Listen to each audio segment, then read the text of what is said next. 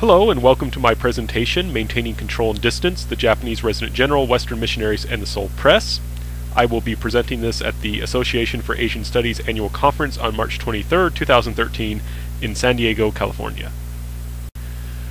My previous research has focused on violence, particularly anti-Catholic violence in the late Chosun dynasty. And as I continued this research, and I'm still continuing it, often it comes to my mind, how do people try and control religion non-violently? How do governments in particular try and control religion without persecuting it? And today I'm going to try and answer that question in part by looking at the missionary problem the Japanese colonial state faced in Korea from the years 1907 to 1910. On the one hand, Christianity was a threat to the goals of the Japanese state. Missionaries could be critical of that state, could criticize the government, and of course, Korean Christians were oftentimes at the forefront of resistance to that state, and several prominent assassinations carried out by Koreans were actually carried out by Christians. That these Koreans who assassinated some high government officials were actually Christians. So on one side, Christianity was a threat. On the other side, Christianity promised to be helpful. The Japanese had justified their position in Korea by appealing to a mission of civilization. Japan was coming into Korea to help civilize Korea.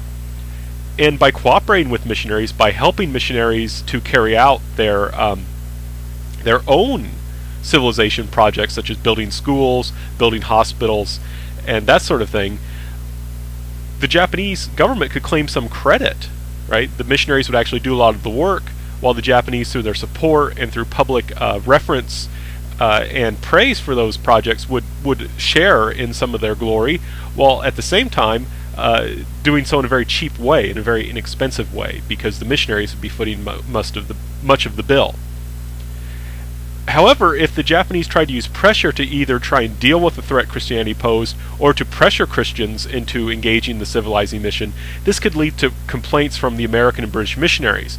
This was problematic. Japan was trying to pursue good relations with the United States, in particular because there were issues over the open door in Manchuria, which Japan was expanding its power into at this time.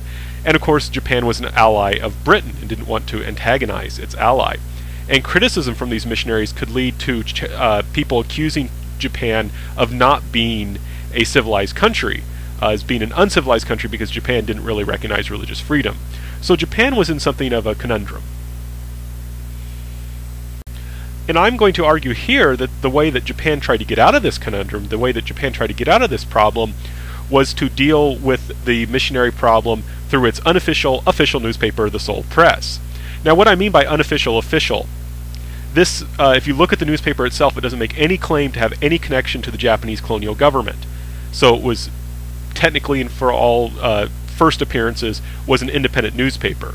But if you dig closely and read it carefully and follow who's connected to who, it's very clear that this is the mouthpiece of the Japanese colonial government. It's the unofficial mouthpiece. That's why I call it the unofficial official newspaper. Now, this newspaper, by being unofficial official, would allow the Japanese colonial government to communicate with the missionaries and even pressure them while maintaining plausible deniability. Right? It could communicate and in a kind of informal way, and so tell the missionaries what was expected of them. And I'm going to argue here that the Seoul Press in particular focused on building a model idea of how missionaries should act, and missionaries were expected to act in this way in order to gain approval and tolerance from the Japanese colonial state. There were, though, certain tensions between Christian missionaries and the Japanese colonial state, and we can see, though, these in the coverage of the Cornerstone Lane for the YMCA in 1907, which was covered very closely in the Seoul Press. Now, the YMCA is a symbol, essentially, of this kind of close connection between Christianity and modern civilization.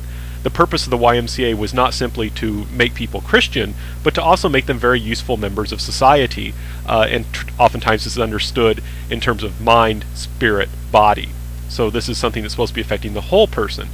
But the question, of course, was in whose service? Ultimately, who is the person that is being served by the YMCA, in a sense?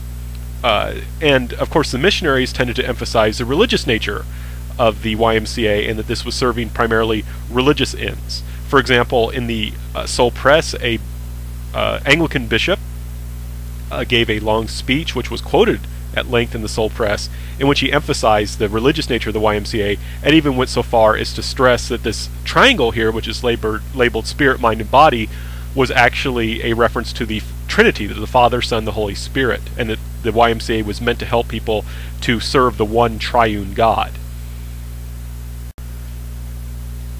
Resident General Ito Hirobumi was also there and also praised the YMCA just as the Western missionaries did, but he tended to connect the YMCA not so much with serving God, but with serving the nation. And he stated in one of his speeches that was covered in the Soul Press, "Upon you, the young men of Korea, rest responsibilities of the gravest nature. The country's destiny is in your hands. Its future will be what you make it. Let me entreat you to do your best to conform to the noble ideas set before you by the leaders of this institution. Thus alone can you satisfactorily fulfill what your country expects of you." And it's clear here then that the YMCA here is understood to be there to teach Koreans, who are the students in the School of Civilization, and the teachers were to be these Christians and Japanese who are working together. So you see this kind of offer of partnership coming from the resident general. This is the kind of deal that's being made with the Christians, or being offered to the Christians, I should say. So we see here then a very strong tension, right? Who's going to be the one that's going to be served primarily? Is it going to be God or the civilizing colonial state? Right? To borrow a biblical idiom, which is going to be the master? Right? You can't serve two masters. Who's going to be in the end the master? God or the colonial state, which is there to civilize Korea? And this tension comes through very clearly in this 1907 coverage of the laying of the cornerstone. I'm going to argue that it's resolved in the Soul Press in the favor of the colonial state in its coverage of the opening of the YMCA in 1908. And the tension is going to be resolved, I believe, by putting forth a model of the Ideal Missionary and his own providential reading of the Japanese colonial state and its activities in Korea. And this model missionary is this man named Timothy Richards, who was a very important Protestant missionary to China, who was known as a major social reformer. And he, in his speeches that are covered in the Soul Press about the opening of the YMCA, he really focuses on how this Korea's seclusion being ended by the Japanese was actually a great blessing, as it brought the gospel, education, and spiritual emancipation. And that God, in fact, desired Korea's social reform, and that the Japanese colonial project and its missionary partners were his instrument to achieve it. So by serving the Japanese colonial state, you're actually serving God's will. We can see this connection that Richards draws between the colonial state and the kingdom of God, in a sense, in this selection from his speech that was printed in the Soul Press, in which he says, talking to Koreans, "Don't dwell upon the past with its hard experiences. Look toward the future. Though you have suffered the loss of some valued things, there are far more precious ones prepared for you by a loving Father. The boy would rather play than go to school, but when he has grown he looks back with gratitude on the years of discipline, and so it is with nations. I want you to think how bad it might be if a Russian, a Chinese, a German, and other armies and navies harried your beloved homeland. And then the actual conditions you enjoy, a strong, safe protector against all aggressors and peace under the leading statesmen in Asia," that's Ito Hirobumi, "you may now securely study the learning and the government of all the earth. You may cultivate all the arts and virtues in perfect peace. Remember that it is God who has given you this unique opportunity. With gratitude towards Him, if you acquit yourselves like men and fulfill His plan for you, in 20 years Korea will be one of the great nations of the earth." Richards would expand on this idea in another speech where he would say, "So far as I know, Prince Ito has not yet joined any Christian church, but there's one thing he has done. He has put in the Constitution of Japan an article guaranteeing religious liberty. Perhaps Prince Ito is too big a man to be contained in any single Christian denomination, but as you heard in his speech, his aim is to promote in every way the welfare of your nation, and that means indirectly to extend the kingdom of the Lord." So we can see here in this these selections that Timothy Richards saw the extending welfare, the civilizing reforms that benefited the nation, was essentially the same as the extension of the kingdom of the Lord. And of course this justifies the colonial state. The colonial state is doing God's work. What I found particularly fascinating, though, is that in his speeches, Richards would go on to point not to Jesus as the model that Koreans should be following, but rather to Ito. He said that he stressed the importance of Japanese who had gone abroad to learn in rebuilding their country, and he said Ito in particular was an illustrative example of this. So Ito was the model that these Koreans were supposed to follow.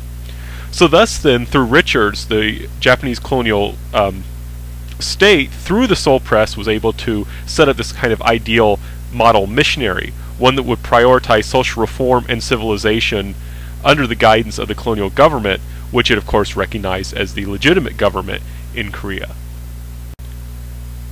And the Seoul Press was very clear about making this offer explicitly to missionaries. For example, this editorial stated, "The missionary has a growing confidence in the good intentions and the very evident ability of Marquis Ito and his colleagues in bringing in the ultimate betterment of the Korean people, and that they are the instruments that are being used by the power that shapes our ends when we rough hew them. The missionary does not need to enter the political arena, while he occupies the place he does of furnishing the sinew which battles there. There is no contention between the missionary of the cross and his fellow missionary, the Japanese, but only the nobler contention who best can serve in the place of his calling, and do the most for the betterment of the people among whom they alike work." So the missionaries are supposed to work together with the government, and by doing that they have a place within the colonial order that's being established, and this is the offer that's being made to them. Now there was one thing though that the missionaries were sort of expected to give up if they accepted this offer. They were expected to unite in this service to the Japanese colonial state and to reforming the Korean nation, rather than divide over doctrinal disputes over such things as spiritual salvation. For example, then, the Seoul Press ran an article quoting Sir Robert Hart, who had served in the Chinese Customs Service. And in this article, Robert Hart called on all Christians to unite together to do social work. And what's fascinating to me was, even though Hart himself was a Protestant, and this was a time when Protestants and Catholics in particular were very divided, he really praised Catholics, and he said that all Christians, Protestants and Catholics, needed to unite in this way. So this is really stressing the importance of social work over doctrine, over metaphysical doctrine and doctrines of salvation. And I in fact couldn't find any articles that put doctrinal truth and spiritual salvation above this kind of civilizing morality. I had thought I found one exception to this in an article about G.K. Chesterton. G.K. Chesterton was a famous proponent of Christian orthodoxy in Britain, and shortly before this article appeared on him in the Seoul Press, he had written a book called Heretics, in which he attacked popular thought of his day from a Christian perspective. So he's not someone you would expect to really be praised here. He was not someone who was known as a major proponent of civilizing social reforms. He was often critical of such reforms, and he did so from a theologically conservative background. So I was really fascinated that they had an article on him, and especially in the article covered his own doctrinal critique of a Congregationalist theologian. So I thought at first I found an exception, but as I read closer, what I found was that the article in which he was criticizing this Congregationalist theologian was essentially an attack on moral relativism. The Congregationalist was a moral relativist, while G.K. Chesterton was defending moral absolutism.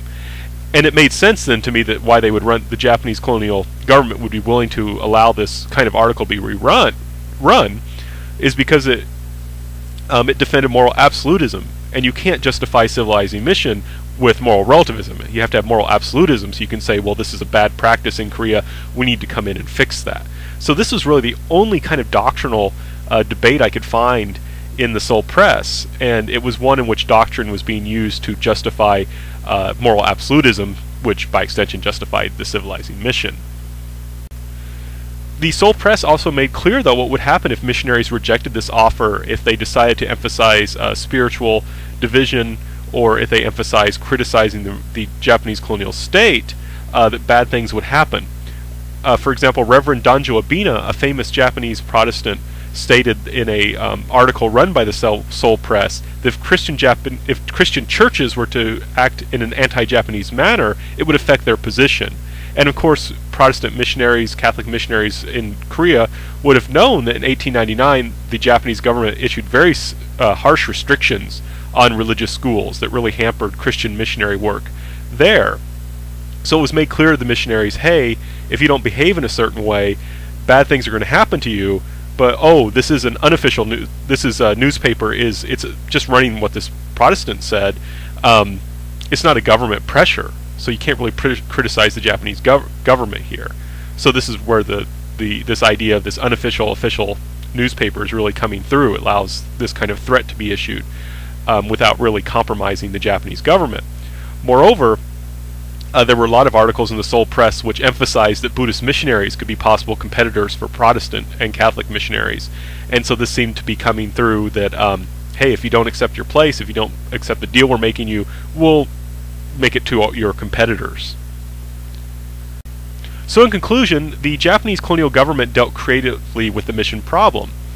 Through the Seoul press, it was able to model proper behavior, what it expected of the missionaries, inform the missionaries of those expectations, and threaten them the results of non-compliance without inviting foreign criticism. In other words, it allowed it to exercise a great deal of control, or it was rather part of a system of control without persecution that allowed the state to dominate the missionaries. I'd like to continue this research by increasing the size of sampling of Seoul Press articles, including after the annexation, and I would also like to try and locate Christian reactions to these articles. Thank you very much for your time and attention. I look forward to your criticism and comments.